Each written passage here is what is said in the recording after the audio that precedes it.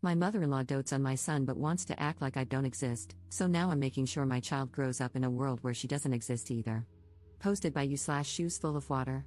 I seriously need some advice on how to approach this situation. Long story short, probably not. My husband and I got married quickly and had a baby not long after. I have absolutely no regrets. I love my husband and adore our baby. I have such a wonderful life with them. The problem is my mother-in-law. She 100% has bipolar disorder, borderline personality disorder, or something similar, but she won't seek treatment. Everyone in the family knows something is wrong, but they tiptoe around the issue because she's a ticking time bomb 90% of the time. She disapproved of me from the start, and I don't know why. I like to think I'm nice, people have told me I'm funny, my husband has always adored me, and I did my best to be polite. My husband says she's never liked any of his girlfriends, it's some complex she has about her precious little boy, where no one is ever good enough for him. But he said he didn't care what she thinks because he knows I'm perfect for him, so sweet. She surprised us by showing up to our elopement. We both invited our parents and my sister last minute, and everyone except my mother-in-law was thrilled. She was quiet and scowled the whole time. I didn't let it get me down, though, and I had the most wonderful day. She's a NICU nurse and travels for work since we live in a rural area, so she, thankfully, wasn't around a lot. Whenever she would visit, I would try to extend an olive branch and see if she'd like to hang out and maybe try to connect. I grew up with my grandmother, my mom's mother-in-law, living with us, and she and my mom had such a wonderful relationship. I thought that if I got to know my mother-in-law, maybe we could have that too. Nope, half the time, she had some excuse about being tired, and the other half, she wouldn't even respond. She actually got into the habit of not telling us when she was in town. I brushed it off. I can't force her to be my friend. I know it makes my husband sad that we aren't close, but I can't help that the woman doesn't want me around. I mean, in the 2 years my husband and I have been together, I've seen my mother-in-law 5 times. The big issues started when I got pregnant. My husband and I had been trying, and we were over the moon at the news. We were both so excited and ready to be parents. My parents were overjoyed and have been so supportive and loving the whole way. When we told my mother-in-law, she was awful. We prefaced the visit by telling them we had news to share. She postponed us coming over twice, and when we actually arrived, she was still in her pajamas with unbrushed hair, a minor detail that just ticks me off in hindsight. When we shared the news, she said, "I was dreading that this is what you'd say." Then she proceeded to rant about how we were too young, we're in our 20s and both have good, stable jobs, how we wouldn't enjoy it, and how we wouldn't make it as parents. I was mortified. She looked at me and flat out told me she wished I wasn't pregnant. My husband and I quickly made an excuse to leave. We were both crushed, but we were determined not to let it get to us and to focus on our new, growing family. My father-in-law, who I won't talk about much but is a total doormat, texted my husband a half-baked apology, saying his mom needed time.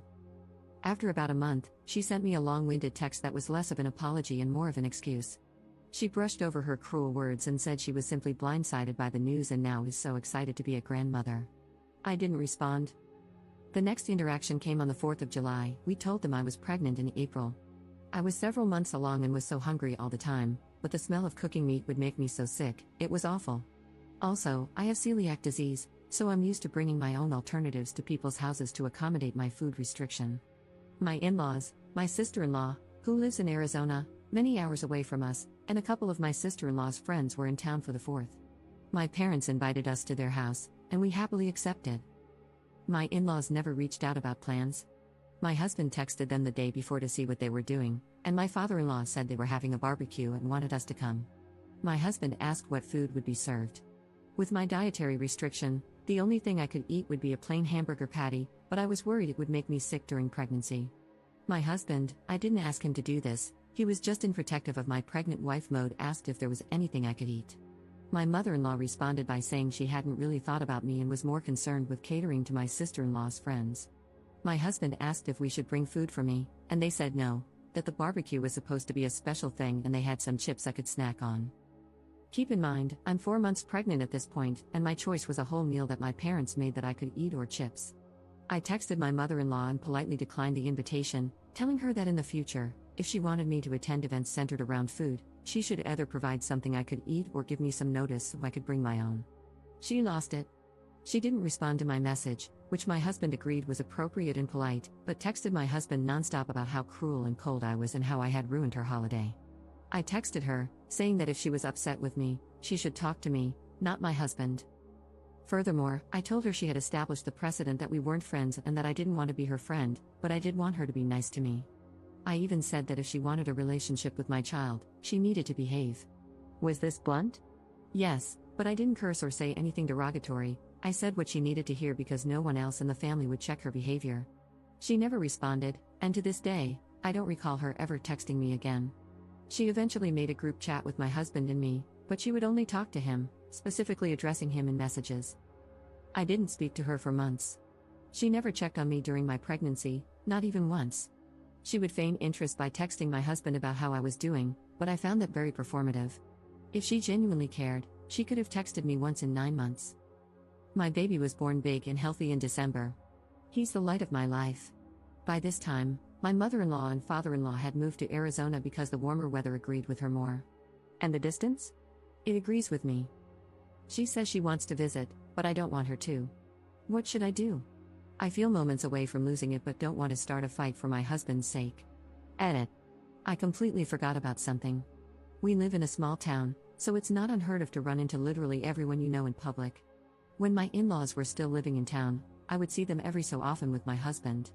My mother-in-law was always so sweet when my husband was around. But one time, I saw her at the grocery store by myself.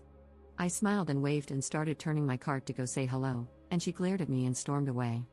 I couldn't believe it. My husband and I were already married at this point, and this was after masking restrictions were lifted, so she knew it was me.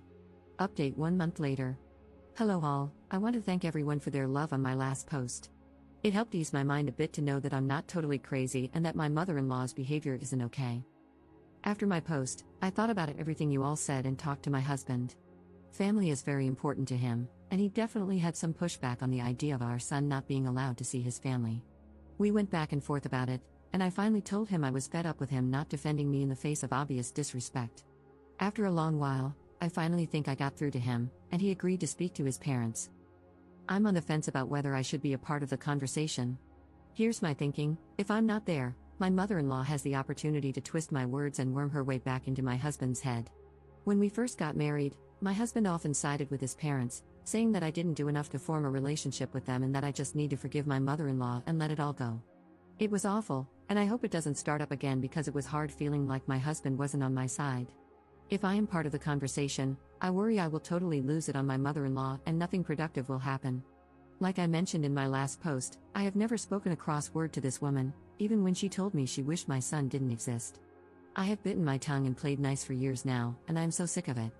Apparently, she has been putting on the waterworks for my father-in-law, and I worry she will cause a scene to try and get everyone on her side. I just won't stand for that.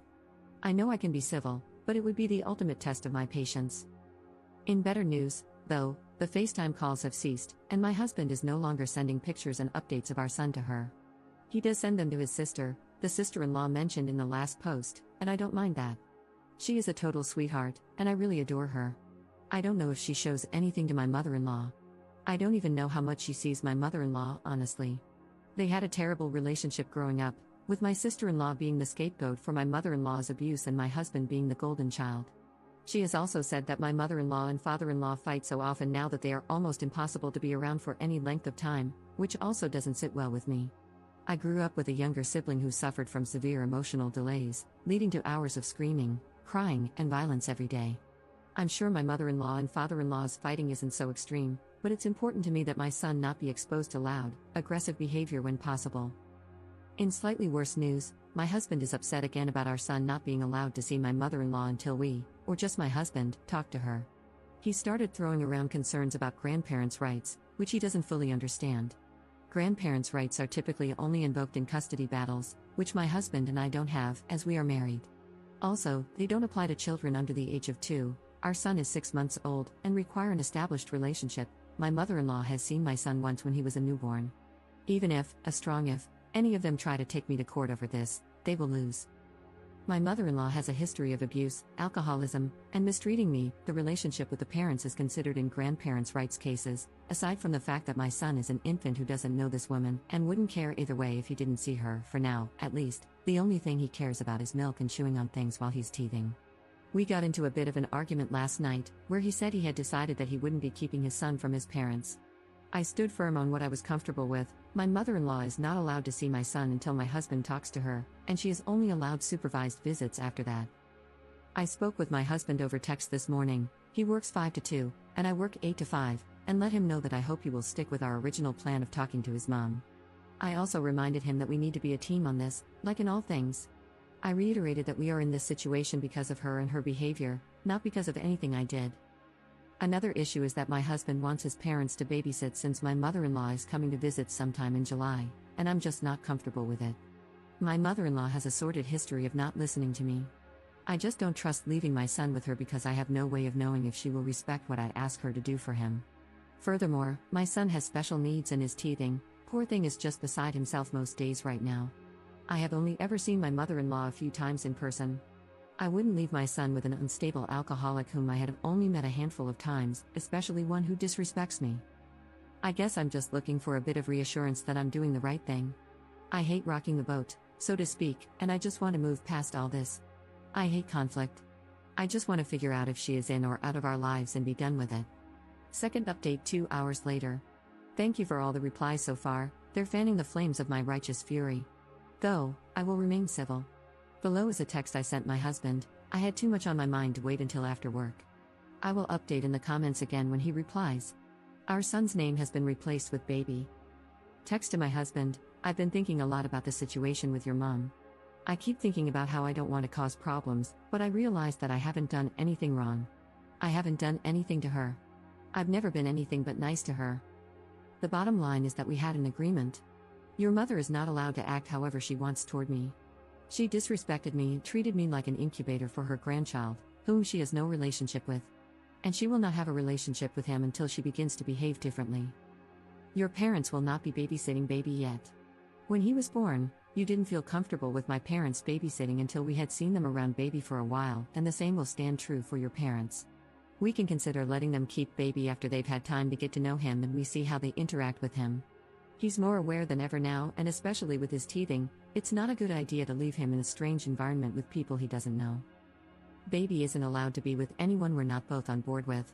If I came to you and said, hey, I'm going to leave baby with an unstable alcoholic you've only met a few times, and there's nothing you can say or do about it, you would flip out, understandably so. You can't do that to me. We are supposed to be a united front in our decisions with baby. It's completely unfair for you to flip-flop on me like this. 1 minute you're the supportive husband who has sympathy for my position and wants to put our family first, and the next minute I'm a witch who is incapable of forgiveness and the whole situation is my fault. You need to pick a side. It's either me and baby or your mother. I'm tired of waiting for you to defend me. I'm your wife, and he is your son. At the end of the day, your mother is the problem, not me. She caused all this, her behavior, her actions. She's an adult, and she made her choices. Now she has to live with the consequences. I've been patient, I've been polite, I've been flexible. I allowed her to see him when he was born, and that didn't change anything. She needs to figure herself out before she's allowed to see our son. Again, thank you, everyone. It feels good to feel less alone on this issue. Mini update 4 hours later. My husband's response can be summed up as this: he thinks the relationship between her and me can be repaired. He didn't say anything about her responsibility in repairing the relationship. Apparently, he never agreed to keeping our son from her, which isn't true. We had a long discussion about it and both agreed it would be best to have some distance between her and our son until we had a chance to speak with her. My solution of keeping our son from her forever, which isn't true, I told him that if she turns her behavior around, she can see him as long as we're around, is no solution to the problem. Again, he's glossing over everything. He agrees that his dad, never mentioned his mom, won't babysit until we have some time to see him with our son and let our son get to know him. The separation anxiety is kicking in for our baby. That's all that was said. I'm hoping we'll have a conversation tonight. Comment update 1 month 2 weeks later. My husband and I had a long talk, and we're in agreement. My mother-in-law is gone. She's completely cut off.